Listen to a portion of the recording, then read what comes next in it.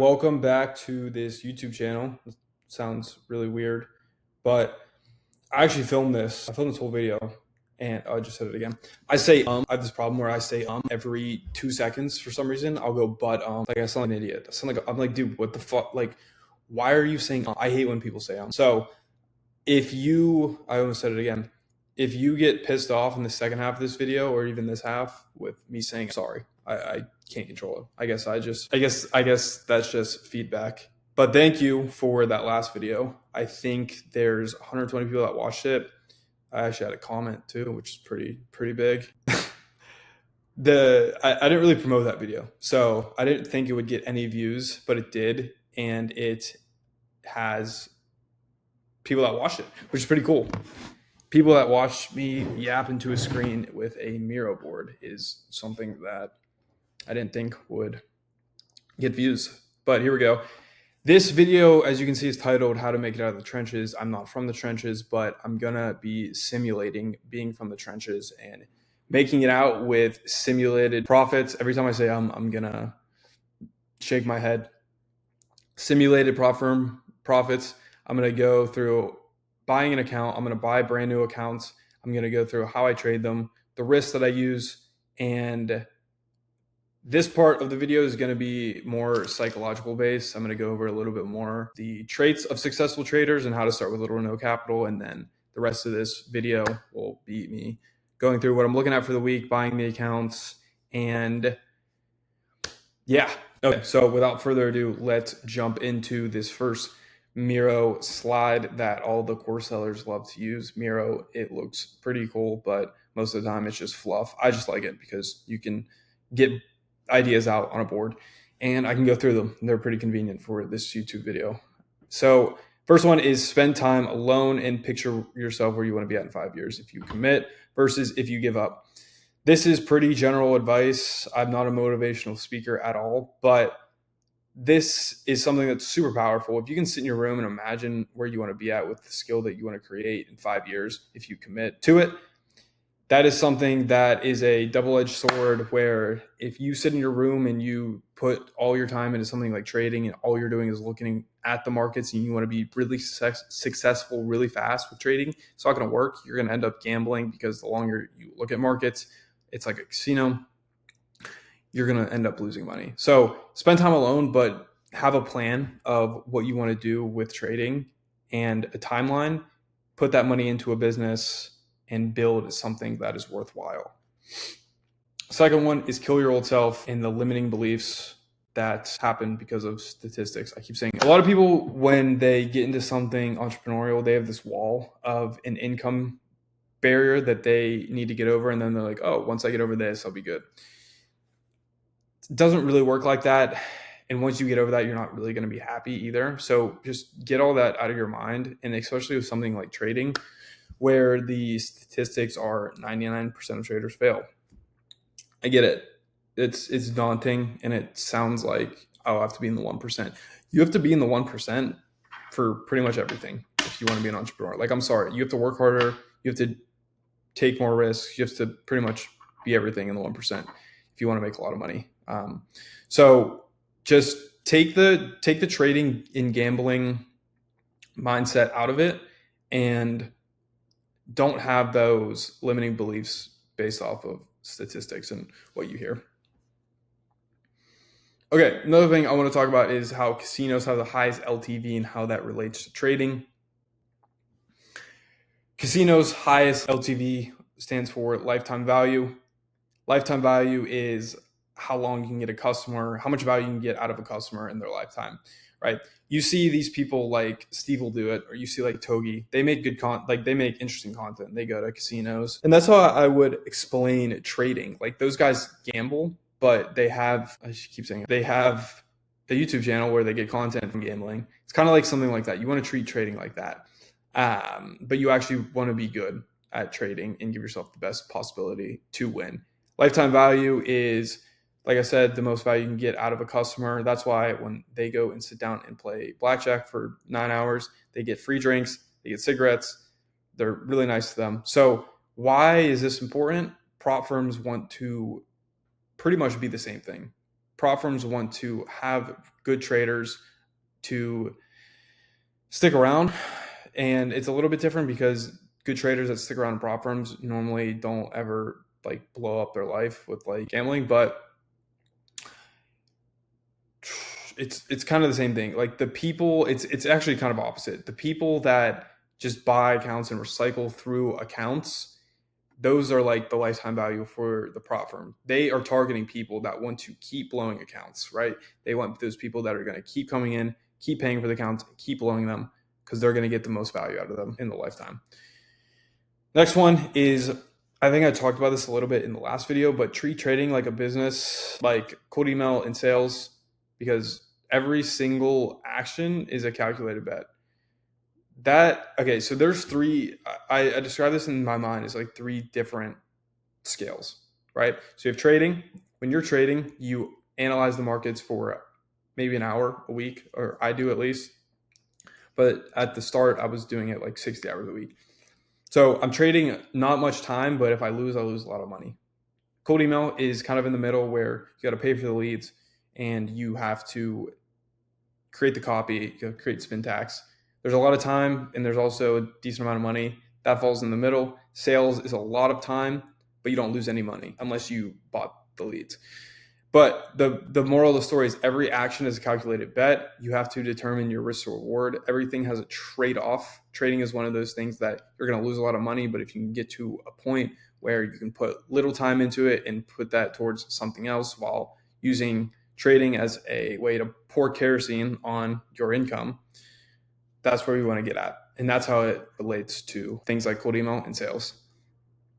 Next one is branch out. When you start getting really passionate about trading, all you want to do is trade. Like we said, not good. Branch out, build brands in the trading niche. I'll probably make videos on how to do that because I've done that before. But you want to put your time and energy into trading, but expand your horizons. That's what this YouTube channel probably will turn into. How to make it a marketing agency out of trading, because I've done that as well. All right, now I'm in TradingView. I don't think I went over the accounts that I'm going to buy, but they're all two-step. 10, I think they're 10, 10, 5, meaning 10 max drawdown, 5 daily drawdown. Two-step accounts from funding pips and E8. I'm going to risk 2% on the eval, 1% on funded, and go for that payout. I can talk more in depth maybe in the next video when I buy them. I'll buy them probably tonight after I film this. But I'm going to go over the charts and what I'm going to look at for this week. If you looked at the last video, this strategy might make a little bit more sense. So, I mean, this doesn't look like Morse code to you, but especially if you're first starting trading. But I'm gonna go over. I'm gonna see what I like. Actually, I already know what I like, but yeah. First one is USD CAD. USD CAD has this. I'm always starting on the weekly. Has this obvious supply zone. This is pretty obvious. Like every time price gets up in here, there's a reaction of some sort. Whether we reject it, which is most of the time, or we break through it and then we retest it. In this case, we're following the bearish engulfing right here. This is back in May. So this is why the weekly is important. But this is distributive up here. And if I can get away with putting, let me see, let me mark this out. If I can get away with putting a stop loss up here, that might be too far. Yeah, way too far. But it looks distributive on the weekly. We're playing with the trend as a bearish market that it's in. And we have this clear bearish engulfing that happened at this, or I guess 10 o'clock. 10 o'clock, which is pretty much the start of New York Open, or there's at least a lot of momentum from New York Open. We have a breakthrough, which tells me that price didn't hold this general area right here. Didn't hold this because you're pulling from that all the way down to here. Broke through it, which is a confirmation. All I'm looking for is something simply like this, right? Looking for a pullback on the 30-minute, and I will enter on a higher low to enter. I will look for a higher low to enter. That's my dream scenario. I'll be looking for this in London, or even before that, 11, 12. That's Eastern time. So yeah, that's the first one. Pretty self-explanatory. I'm just trading market structure. I'm trading a smaller time frame break of structure. I will probably put my risk if I enter somewhere around here. Oh, shit, wrong one. If I enter somewhere around here, I will put my risk there, and I will catch probably down to here, something like that. So 2 to 1, 2 to 2 to start the challenge off. I wouldn't be too mad about. Let me actually move this. I just set alerts and wait for them to be hit so that I'm not staring at charts all day. But yeah, that's the first one. I'm going to jump into the second one. Okay, second one, I'm going to start all these on the weekly, daily, and then go back down. Honestly, there's not much that tells the story here on the weekly. You could try to figure something out in this price range. And even going back to here, like, oh, I can't even see. That was a while ago. That's years ago. There's price action. For that, nothing much. So, I mean, there's not like a crazy level that we have to like submit to. All right, now looking at the daily here, a lot of people, when I teach them strategies like this, they generally look for they're just looking for break and retest, and that's good.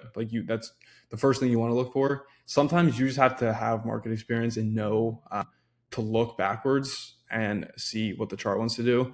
On the daily, it looks like we have a break and retest, but historically, what this thing has done on the 4 hour is it has formed a pattern like what we're looking at right here. I don't know why I was about to draw it out, but also we have the same thing here. We have like a dip, and then we get consolidated at that dip, and we see a lower high, and we can base risk off of that. So I'm not looking short here. I'm actually looking long. Why do I keep pressing the wrong one? I'm looking long with my risk below the lower high that we created, and an entry on a 30-minute, something like this, something like that. Boom. Something like that, where we can get above this range as well, because if we get an engulfing above this, we also have this as support now. If we can close above, retest off of that, that is probably one of the better setups that we can take. And we also have this as well. So you want to look back. You want to look back at data. You want to look back at how it's reacting based off the structure that it is creating right now. And normally when we have a 4 hour bottom out after a long bearish downtrend, that's pretty aggressive. And then we get consolidated and we coil up, and then we get these lower highs. Historically, this pair has went up after this. Now, I still have to wait for confirmation. I still have to wait for it to close above, but this one is looking pretty good. This is probably the first one I'll be looking at tonight in specific. All right. Okay, Euro GBP. This is another Euro pair. Same thing. Starting the weekly, scale down to the daily. We have this. I don't really use trend lines, but sometimes I do. It's just kind of a confluence. We have a nice support level here. We're also consolidating. This is a very choppy pair, but if you scale down, I think I talked about this in the last video. When you have something that is choppy, you want to look for the best RR. People think like options traders. Like I know a couple of option traders that will be like, oh, it's too choppy, you can't catch trades. Well, yeah, for options that might be the case because you're getting like literally fucked on Greeks. But for something like this, like you want to look for the best RR. You want to look for, okay, it might be choppy, but if I can get in and get out in the chop, like it's the same thing as catching a 300% trade, right, on an options chain. So what I'm looking for is something, it really depends. It depends what we want to do here. If we pull back into this area and I think price looks good enough, I think the RR is valid for us to take something like, I've pressed the wrong one 3 times in a row. That's impressive. if we get something that is like this, and I think price is doing what it wants to do from like a volume standpoint, I will look at volume during these. I will take it. This isn't one I'm too excited about, so I'm just going to go to the other one. AUD, this is not a euro pair. I think I'm going to went over this one like last video, but obviously not in the same spot.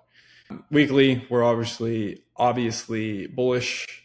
This is a counter trend trade, so meaning we're kind of playing against a trend. But we have historically, like if we go back on the weekly, what do we have after these long pushes up? We have, this is the exact same thing as this right here. Geez, I'm all over the place with these tools. There we are. This is this. Oh my God. Is this, right? I don't have good handwriting. But we have a breakout of an area where you're obviously bullish. We consolidate. And this is what I mean by RR. You can catch these trades with something like this, right? I'm looking at the weekly, but I bet on the hourly there was a close below a break of structure on this candle. It hit your take profit and you got out. I'm looking to do the same thing here. I might wait for another sweep, so something like this to go up, sweep, close back below somewhere around here, start putting these in place, and then a break like this. That is ideal. That probably won't happen tonight, maybe not even this week, but that's my confirmation right there. Looking for a sweep of this high and then close below these break of structures for a 30-minute entry of that break of structure, and just so I can get a better idea of price action.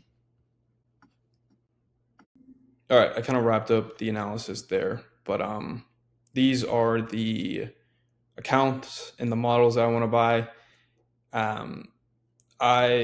You can only get a certain amount of allocation for funding pips, and I actually blew 200K in funding like a month ago. Yeah, I still blow accounts. It happens. Prop firms aren't there for you to stay forever. They're kind of like a sprint, not a marathon in a way. But I'm going to buy two of these at 100K each. I think it totals like $1,000. You can copy trade them. I use Heron Copier, HERON Copier. You can take these. I like these for longevity. I also like the biweekly reward system that they have, and I like the fact that it's a actual business. It's a firm that prides himself in actually paying out, which I like. I've gotten payouts from them before. So yeah, I'm going to buy two of these, and I'm going to buy one of these. I think that is it's like $1,500. That's not unrealistic for somebody that's starting out if you want to invest in yourself. So this is pretty much the same thing. This one says 4.8. You can change it though. It just costs a little bit more. I'm going to change it to 5.10. But pretty much the same rules. It's just don't trade news.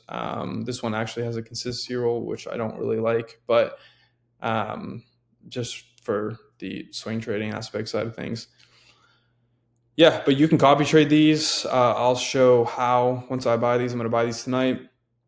And then the next video should be if I took a trade or if I didn't. I'll go through how to set these accounts up. And yeah, hopefully we can get out of the trenches.